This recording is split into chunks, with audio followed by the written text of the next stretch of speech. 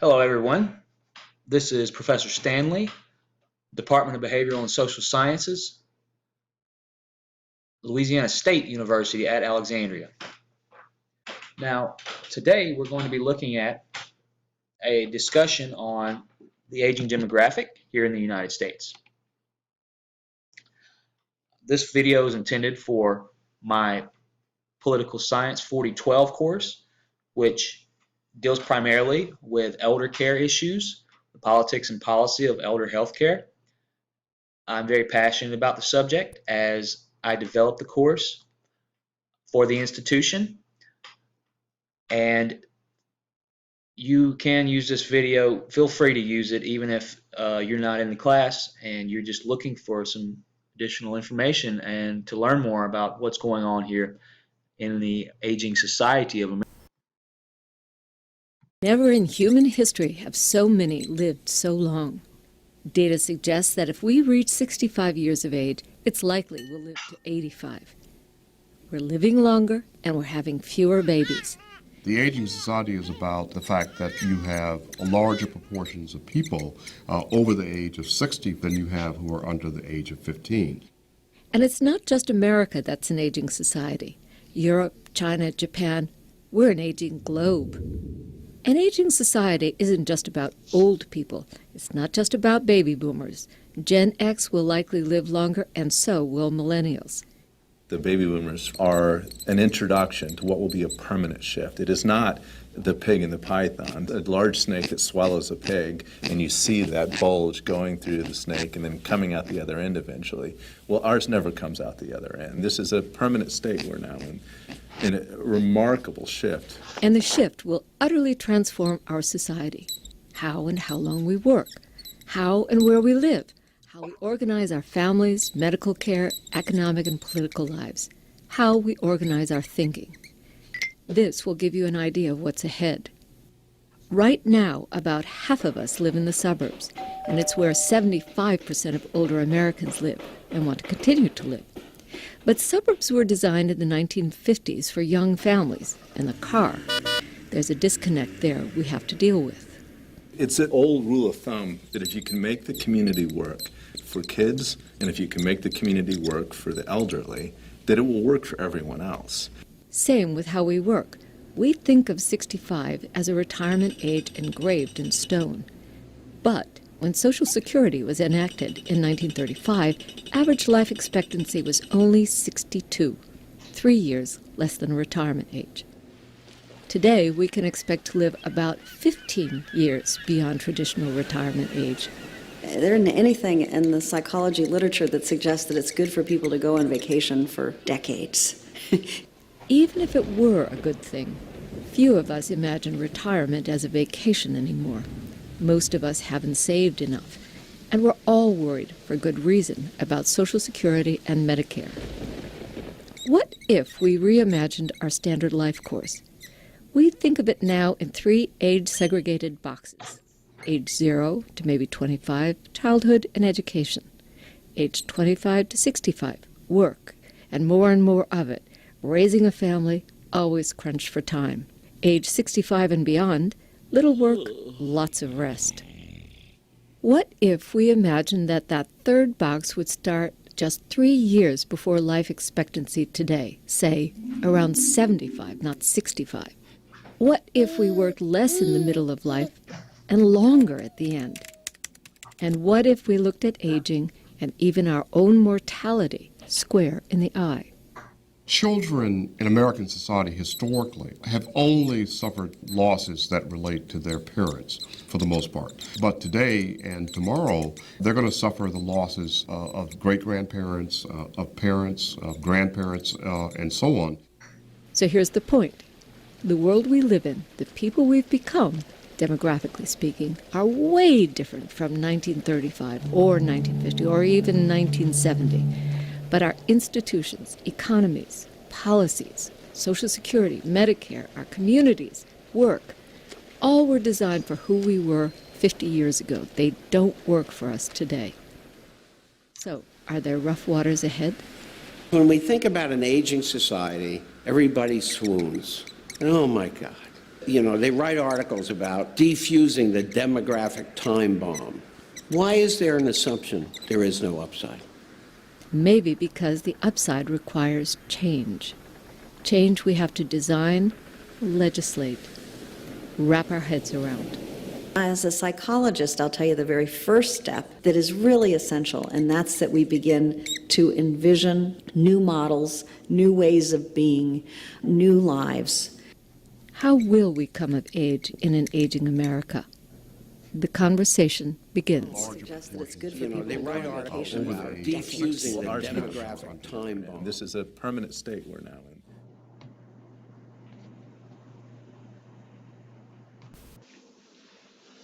Okay, so I hope everyone enjoyed that video and the different perspectives that you were given, from medical doctor to psychologist to sociologist.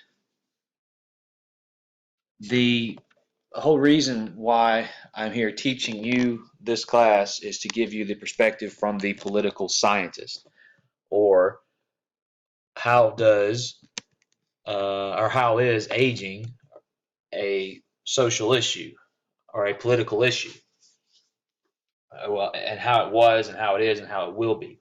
So if you're one of those people that are asking yourself, why am I in this class and what are the reasons for that? That's sort of an explanation for you, is to prepare you for what exactly you're getting into.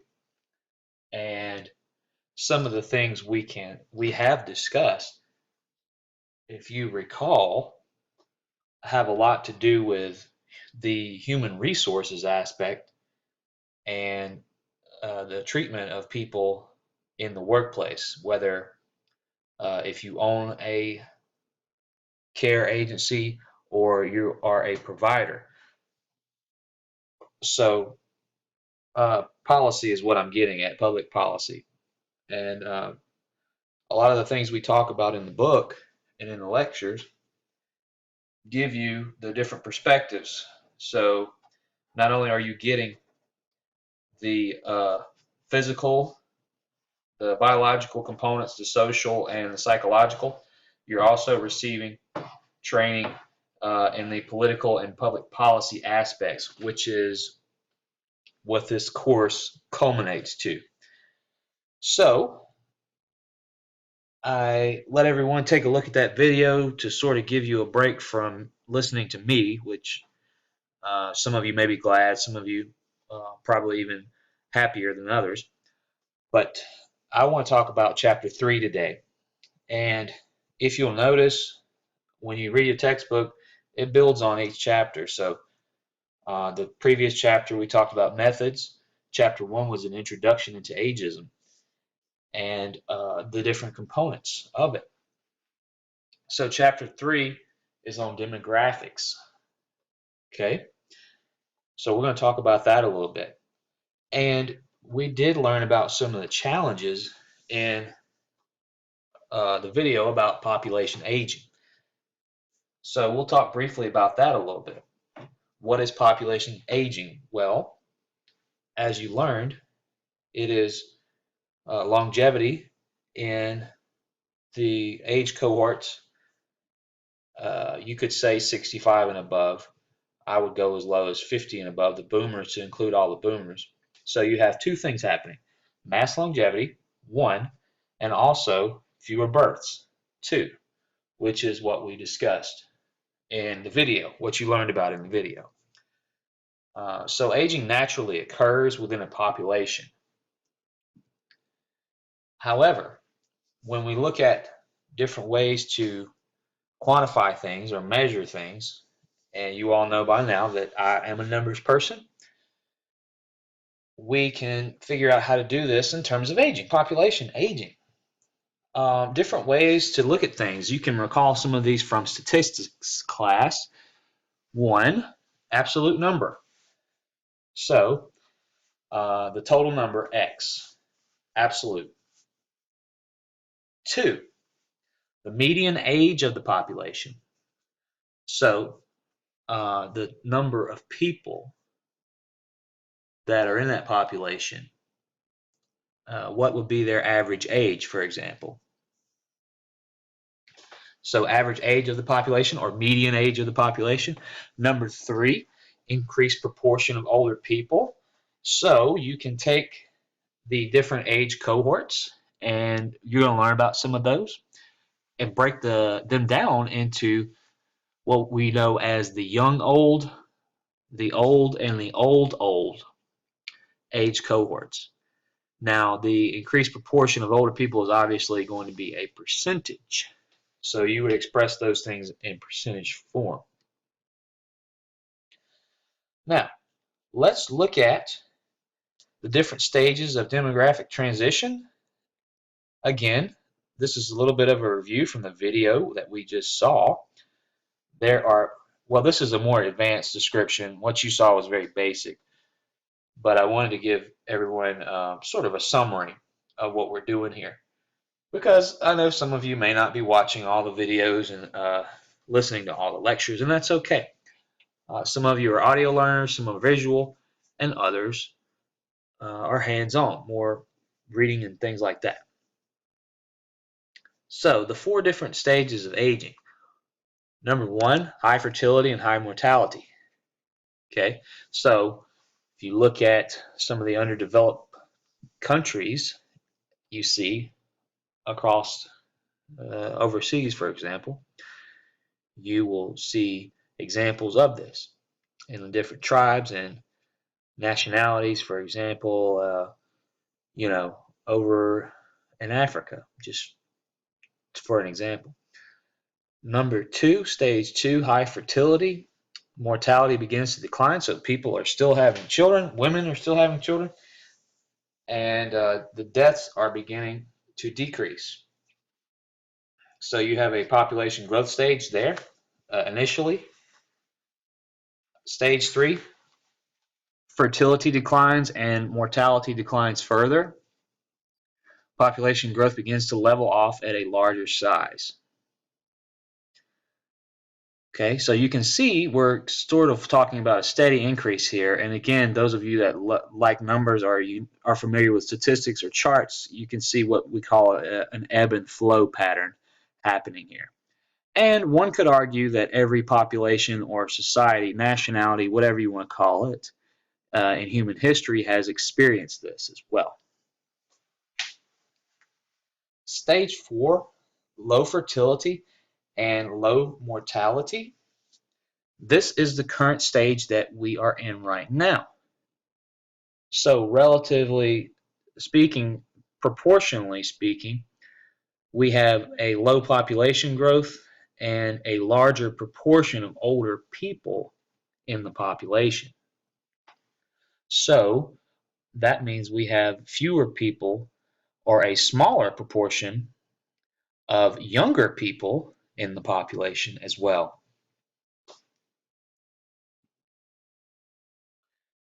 So again, we've talked about some of the different stages here and characteristics of those stages.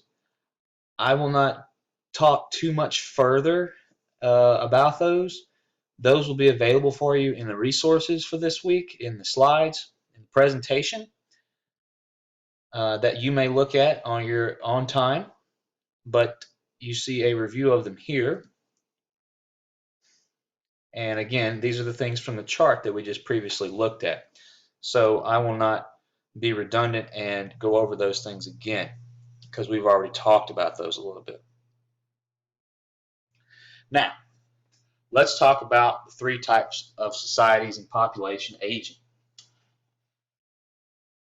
Every society is different, obviously, but we're going to talk about some specifically that have characteristics that you may not be aware of in terms of aging. So the different types of societies and population aging are discussed here. Less and least developed nations, also known as LDCs, less developed countries. Other examples, China. There's a case study we're going to talk about, as well as Ghana and We're going to talk about aging in the more developed countries, and the less developed countries are lower developed countries.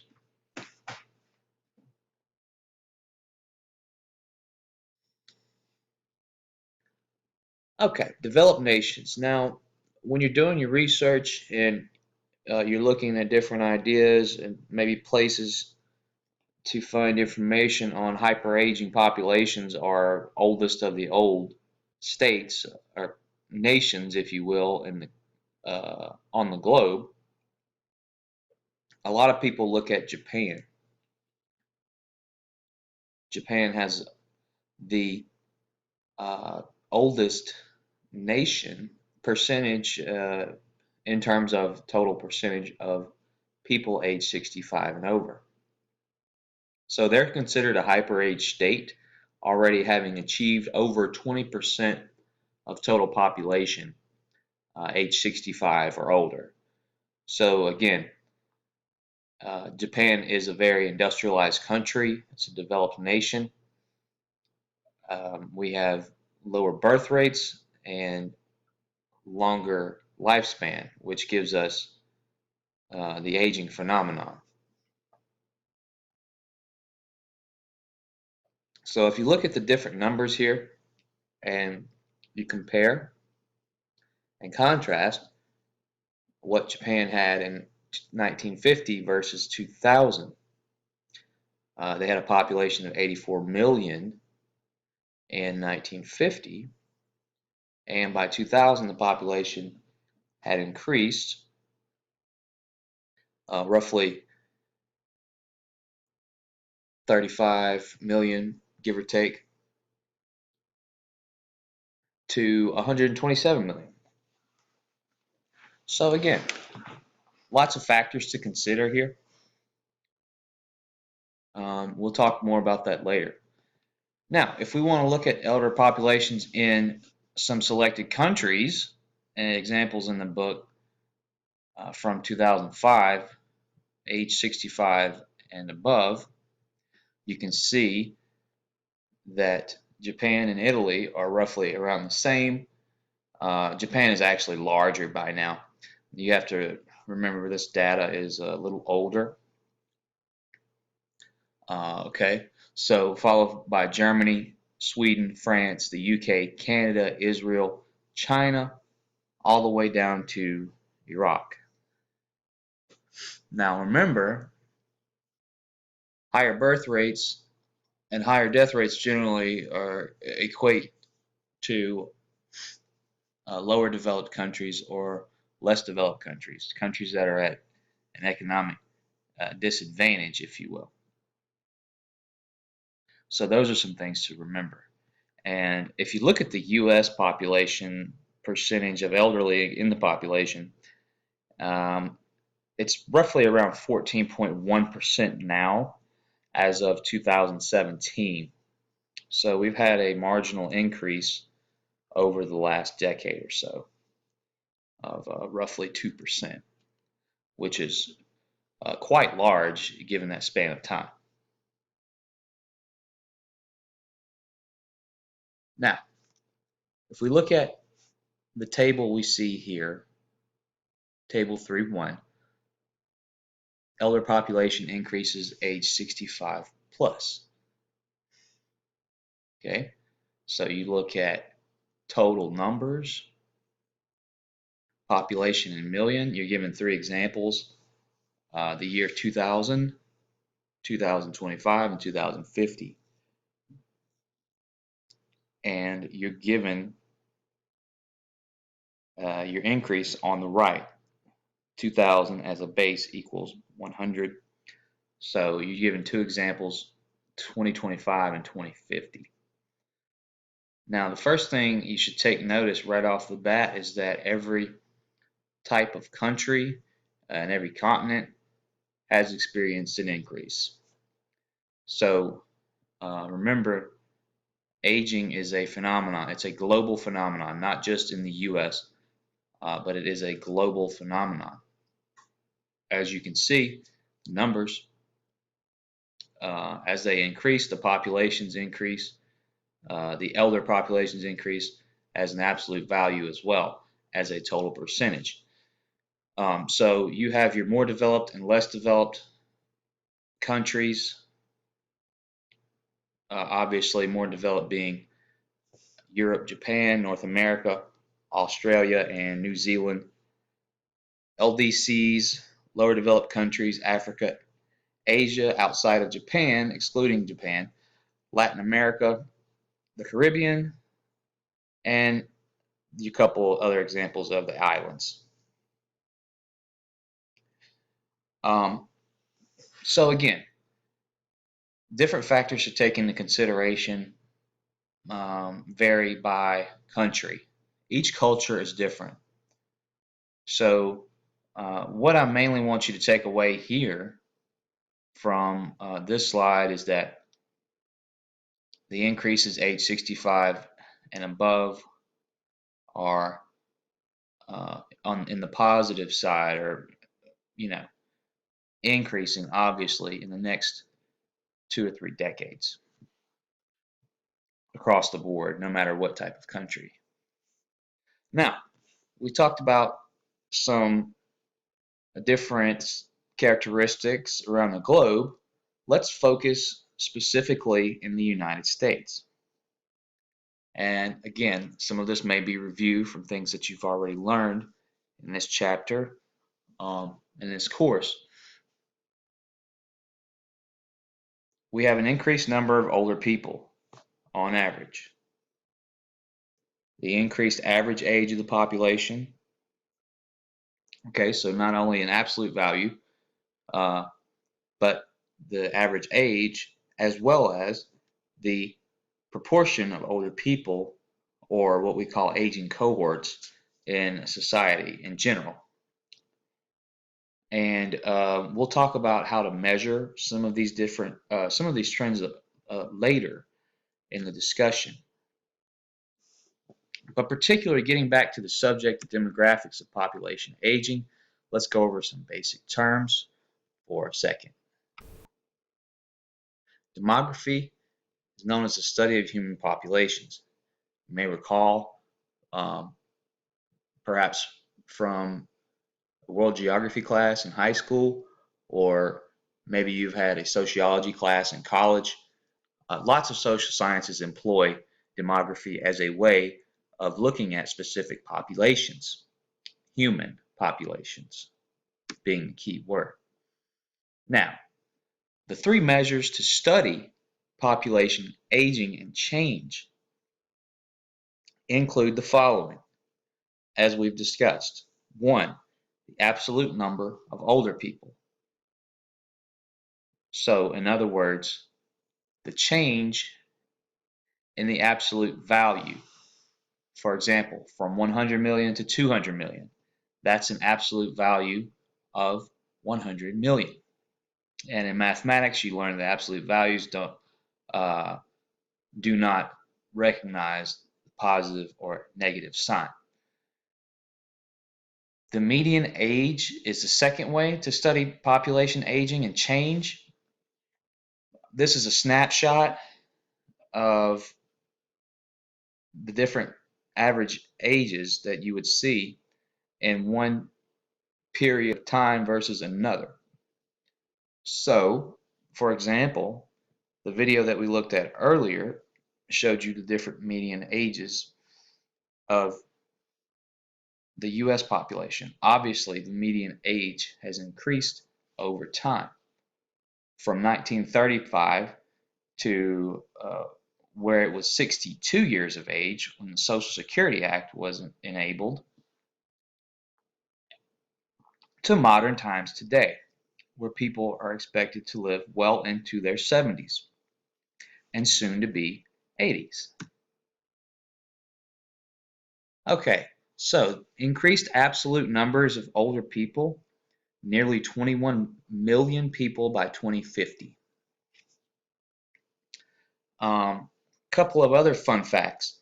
The U.S. oldest old, which is the cohort that I was telling you about, those age 85 and plus, over the 20th century, the older population grew from 3 million to 37 million. So roughly 12 times its size. Let's look at the chart that you see here on figure 3.3. The percentage of the elder population in total on the right and in millions on the left. And it's quite a disparity. Just for example, from 1950 to 2050. The percentage of elderly people age 65 and over in the US in 1950 was 12.3. Compare that to 88.5% in the year 2050. And of course, that is a projection. However, it is somewhat accurate.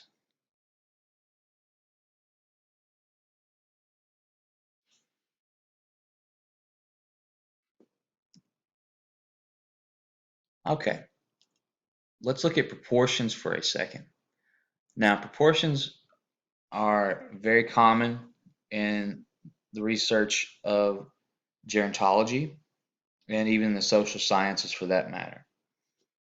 Proportions generally are just known as statistics, essentially, that demonstrate a relationship between the different cohorts of an aging group. For example, the young old, the old, and the oldest old.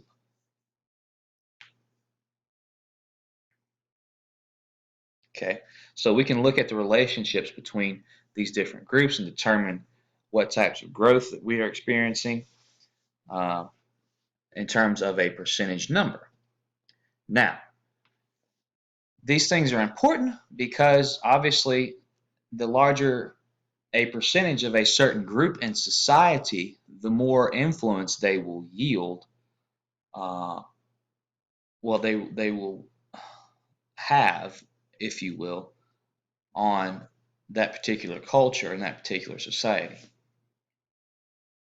Okay, for example, in terms of the voting bloc, all right, older people constitute a larger portion of the voting bloc now today compared to 40 years ago, 30 years ago. And why is that? Well, because obviously the population on average has risen.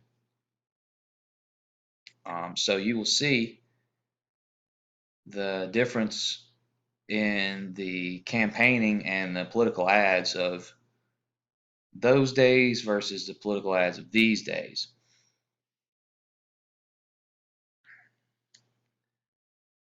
Okay, if you look at the median age, is what we were talking about earlier. 2010, for example, 36.6, 2020, 37.9, and the projection by 2050 is 41.7 years of age. Okay, so a number of different factors account for this, and the book talks about this a lot more than I have time to go into. Obviously, the baby boomers after World War II had the biggest impact, but there are a number of other factors that contribute to the median age increase in the U.S. And the textbook talks more about those. One of those happened to be death rates. Now, if you saw in the video, you recall the chances of you making it to age 85 are significantly increased if you make it to age 65. So that number, those chances have gotten higher as the number of people entering into those upper age brackets and those age cohorts have increased, obviously. More people have survived to old age in the 20th century than ever before. And the reason behind that, we've talked about a little bit already, such as life expectancy, mass longevity, things, developments in the healthcare system. We have a better healthcare system than we did 50 years ago. Now, again, some would argue, what your definition of better is in terms of the cost or in terms of quality of life or different things of that nature. However, for our intents and purposes, we will say that it has improved because life expectancy has improved. Now, the total dollar amount or cost that we see being spent on U.S. healthcare, well, you have to draw your own conclusions from that. Roughly, almost a quarter of the GDP accounts for the U.S. healthcare system every year and the federal budget. Okay, now decreases in infant mortality. So childbearing, the process of childbearing has become more efficient, if you will. So we have less midwives and deliveries at home. Most deliveries are in a hospital nowadays, and they are highly medicated. However, there are some differences in certain groups, segments of the population, and the death rate.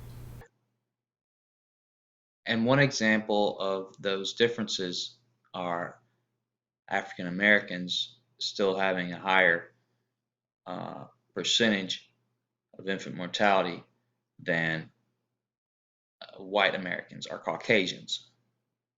Okay, so remember, we talk about things in this class, especially when it comes to statistics. We're trying to discuss things generally or on average. So when we look at the specific groups and when you study specific population groups, remember that statisticians attempt to generalize things in research, but there will always be exceptions to the rule. And this is a very good example here. Okay, so population changes, birth rate influences that as well. Again, redundancy equals results. Main cause of population aging during the 20th century, decline in fertility and birth rates. Okay, so if you haven't had a chance to look at the difference between the birth rate or study that in your previous classes, we'll talk about that very briefly. The fertility rate is the number of live births per 1,000 women, age range 15 to 44. The birth rate is the number of live births per 1,000 population. Okay, so we see the difference there in the fertility rate and the birth rate, particularly births per 1,000 women given a defined age in the fertility rate versus live births per 1,000 population in the birth rate. Okay, so again, the decline in fertility and birth rates attribute as a primary cause, can be attributed as a primary cause to population aging in the 20th century. Now, we talked a little bit about life expectancy already. Again, the differences in the numbers vary depending on which cohort we're talking about. Now, aging is one demographic, and age is only one variable, right? So that's your dependent variable. If you want to look at race, such as this example, you'll see different results as you change your variables and look at different population segments, as we were discussing earlier. So you can see that there is a difference between race compared to when you are comparing, for example, whites and African Americans. Also, gender male and female, and the time period as well. Okay, so on average, each of the groups can now expect to live longer, but the average expected age may be a little different compared, for example, in 1970, a white male was expected to live to 68. An African American male was expected to live to 60. However, in 2020, the projection is that a white male will live to be almost 78, and the African American male will live roughly 72 and a half on average. Okay? And the same thing for the females. On average, the life expectancy has increased. However, if you look at the different margins, if you look at the different dates from 1970 to 2020, you will see that the margins are decreasing. Okay, so they're becoming more and more slim. So very interesting facts to look at there. Okay, now let's look at the oldest old cohort, which includes those aged 85 years and over. And you can see that those numbers have risen dramatically since the 1970s particularly. All right. So a number of different reasons account for that we talked about. But you can see here, as you look at the curve, it has increased dramatically, really taking off, and doubling, almost doubling from will be doubling from 2030 to 2050. Okay, so you can see where we're going to have a lot of different challenges when we look at solving the problem of the aging population in the U.S. No matter if it's in long-term care in nursing homes or if it's in home and community-based services. Just the total number, the total average has an impact no matter which part of the field that you're in. And also, if you're a nurse, or if you plan to be a nurse, or you plan to be an administrator or a program director, something to that effect, you can see why the study of aging and the study of gerontology is beneficial to your future career. So, figure 3.6 shows us what are known as population pyramids for the U.S. Now, just another way of looking at the data, some of you will recognize that we've already seen a lot of this data before. However, we're looking at it in terms of a pyramid. Okay, so some of you may have seen this before.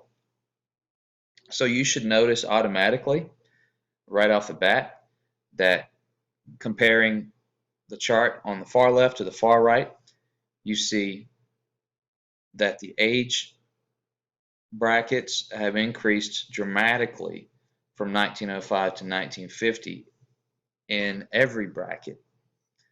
Okay, so on average, across the board, people have gotten older compared to previous generations.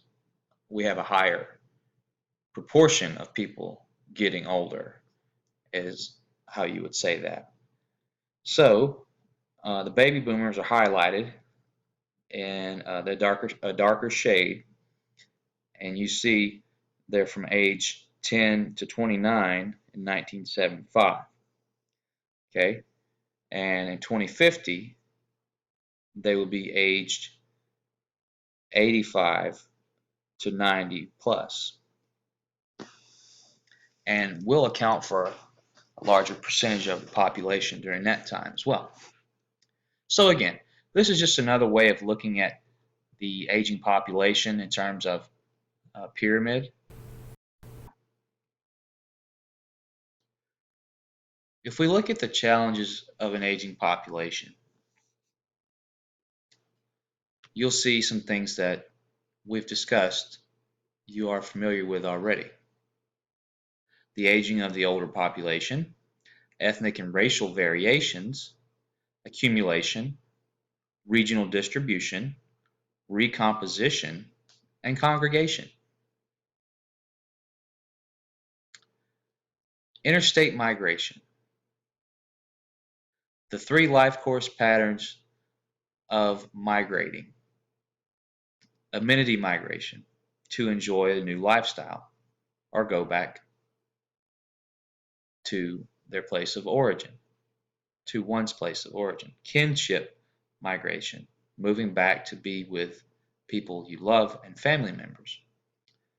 Preparing for the aging portion of life, or the aging part of the life course, from the community to an institutional setting is one example. However, in modern times, as you've all learned and we're talking about in this course, the new way of thinking is aging can occur within the community with home and community-based services. So it is no longer just considered nursing homes. Other challenges: amenity migration, retirement, moderate disability, major chronic disability. Okay. And the book goes into detail on those topics. Please take a look at those as you review the chapter. What about the urban and rural distribution?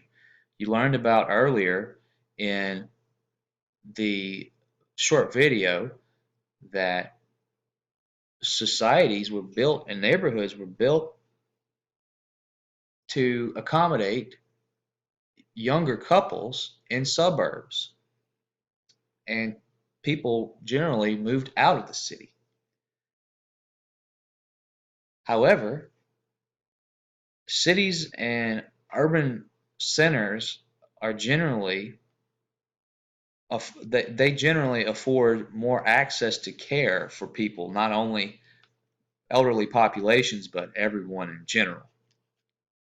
It is very hard to find quality healthcare resources in a rural setting. So you will see the distribution changes that will occur as well in the near future.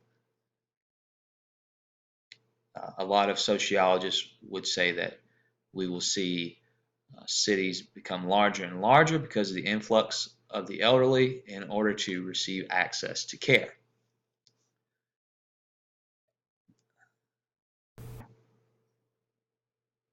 Table 3.3 looks at the sex ratios by age for the selected years. You see from 2001 to 2070. Sex ratios are a statistic that basically compares the total number of men to women. And you can see that those numbers increase on average generally, again, from 2001 to 2070. All right. And no matter the age bracket, they all show a normalized, what's known as normalized in statistics, increase across the board. Women face greater chances of being widows because there are more women than men, and you saw that in the previous slide.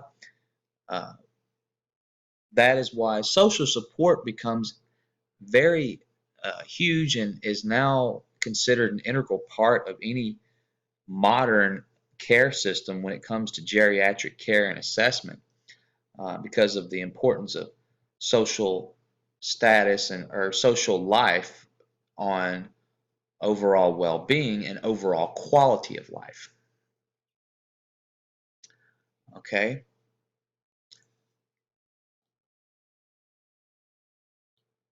Now, dependency ratios. In Table 3.4 from 1980 to 2050 show a number of different things,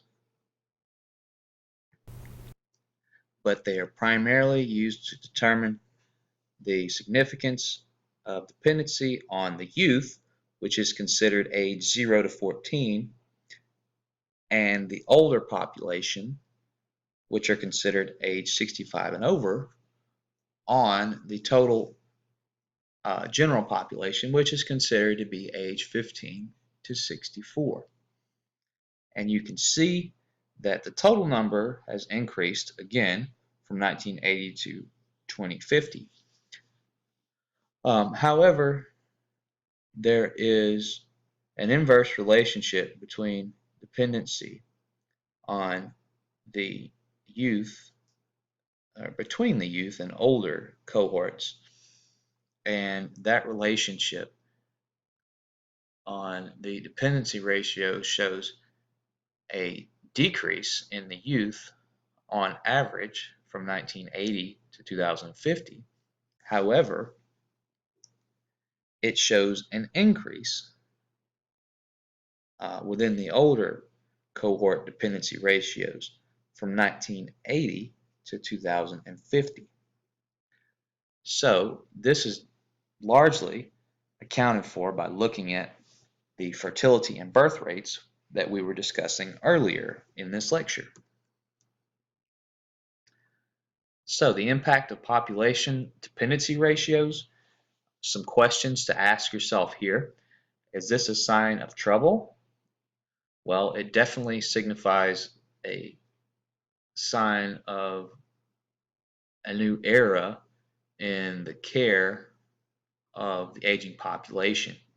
And the dependency ratios are a bit alarming given the already stretched or limited resources that the U.S. healthcare system has to offer. Which brings me to the next point of the lower cost for programs for young people and the higher cost of programs for older people.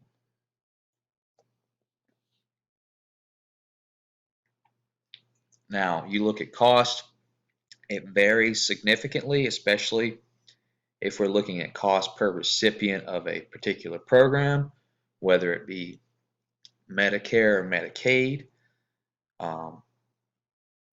Other issues to consider: family support.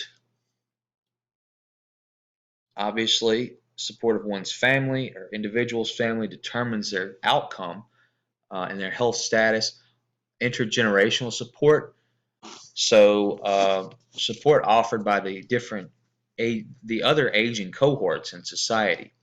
And there's a lot of research that has been conducted recently on intergenerational dynamics. So if you get a chance to look at that, please do some research on that as well.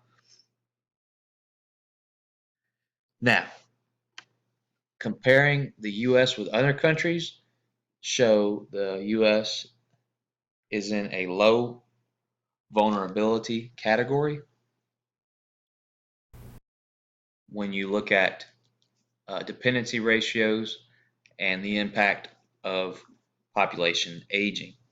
And I would say that that point is definitely something that is debatable here because of the lack of systems that we have in place to measure quality, particularly in state programs and Medicaid programs that vary from state to state.